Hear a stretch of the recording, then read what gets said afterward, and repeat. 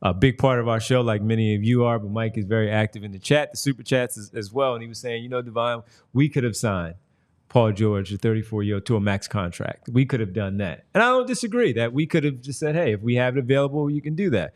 The difference, again, as I mentioned to Mike, and he agreed that to this point, they needed him just like he needed them.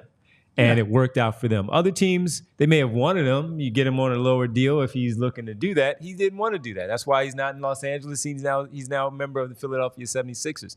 And that's why it was a unique situation as to why Daryl Morey, Elton Brand, and that front office were able to get this done. Because, sure, the money is the money. He wanted it. They had it to offer. But guess what? They needed the player. And sometimes you have to overpay for the player. They need him for the next 2 years, maybe 3, to get this done while he still has that left in him. Kyle mentioned this already. The guy was still a top 20 player, talked about as an all-NBA potential player at the end of the year.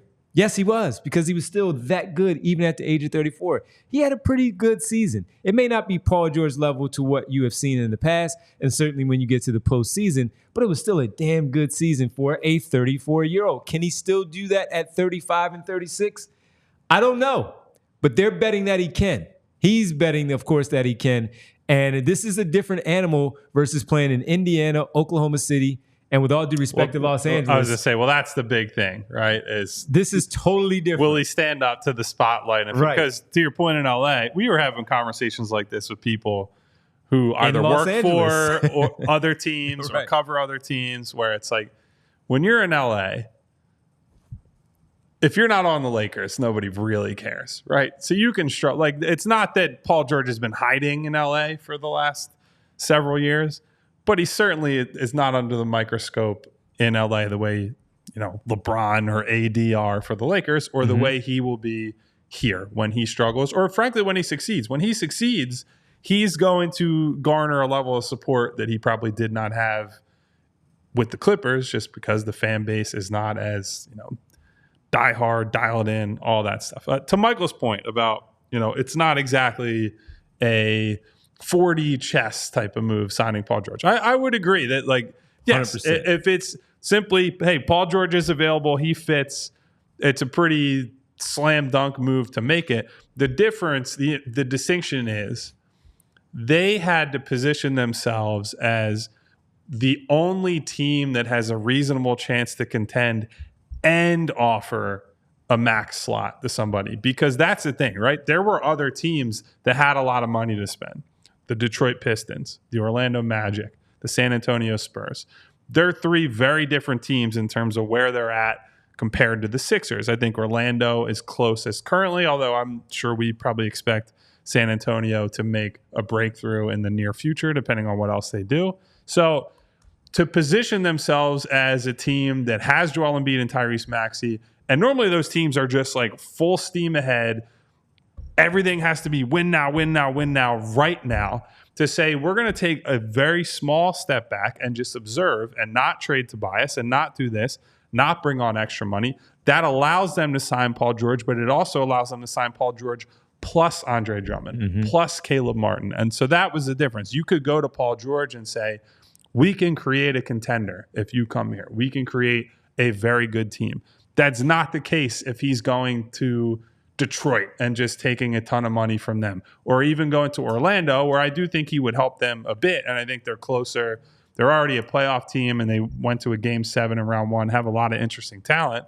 But I don't think that you could reasonably say that Paul George, Franz Wagner, and Paolo next year is just like, yeah, we're automatically a contender. And so I think that's the important thing to think of. It's not that signing Paul George is some genius move that nobody else would have thought of. It's that they could offer the most appealing combination of factors to Paul George because of how they set up for this summer. Yes, absolutely. And everything that Kyle just said just makes sense. And Michael does come back. He always active, and he has a response. He was like, you're right. You pay for the 4 years, of course, but it's about the 2 years there where that's where they're looking for it again to really pay dividends, and that's a championship right away. If you can get that, who cares about that final 2 years of that 4-year deal if you lock in a championship finally for this organization?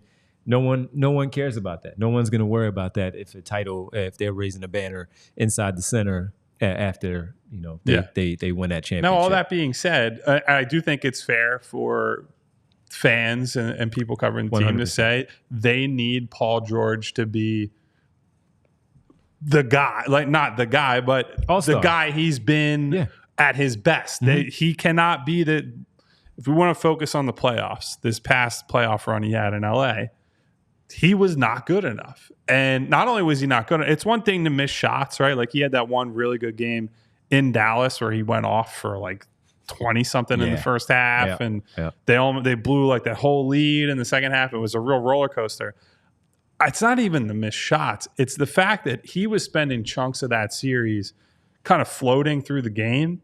And when he should be taking the top 1A type of assignment, he's in the corner on like Derek Jones Jr., who Derek Jones Jr. had a good playoff run, but he's a guy who's just spotting up and cutting. Yeah. You want Paul George in that scenario to be like, I want Luka. I want Kyrie. I want one of these guys. I want to help stop the bleeding.